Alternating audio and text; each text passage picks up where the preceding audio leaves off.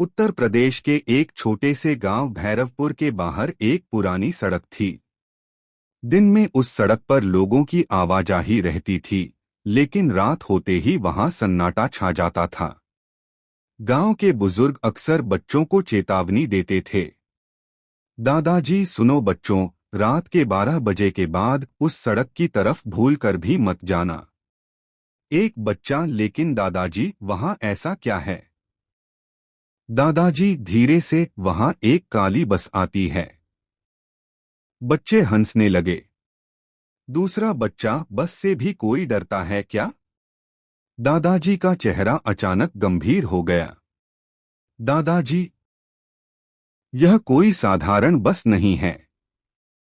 उसका कोई नंबर नहीं होता और उसके अंदर बैठे यात्री कभी अपना चेहरा नहीं दिखाते।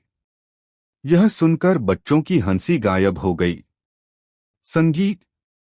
गांव में इस बस की कहानियां वर्षों से सुनाई जाती थीं। कुछ लोग इसे अफवाह मानते थे, लेकिन एक सच्चाई सबको डराती थी। पिछले 20 वर्षों में जो भी उस बस में चढ़ा, वह कभी वापस नहीं लौटा। संगीत। एक शाम गांव की चौपाल पर कुछ लोग बैठे बातें कर रहे थे। रामू, मुझे तो लगता है यह सब झूठ है। किसी ने बस देखी ही नहीं होगी। श्याम, झूठ? तो फिर रघुनाथ काका का बेटा कैसे गायब हुआ था? रामू, वह शहर भाग गया होगा। तभी पास बैठे बूढ़े हरिनारायण बोले। हरिनारायण, मैंने अपनी आंखों से वह बस देखी है। सभी उनकी तरफ देखने लगे। रामू, सच कह रहे हो काका? हरिनारायण, उस रात मैं खेत से लौट रहा था। अचानक काली बस मेरे सामने आकर रुकी। दरवाजा अपने आप खुला। अंदर बैठे लोगों के चेहरे अंधेरे में छिपे थे। और ड्राइवर? श्याम, ड्राइवर क्या?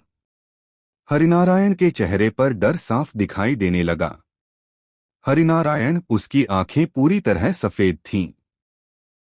चौपाल पर सन्नाटा छा गया। संगीत।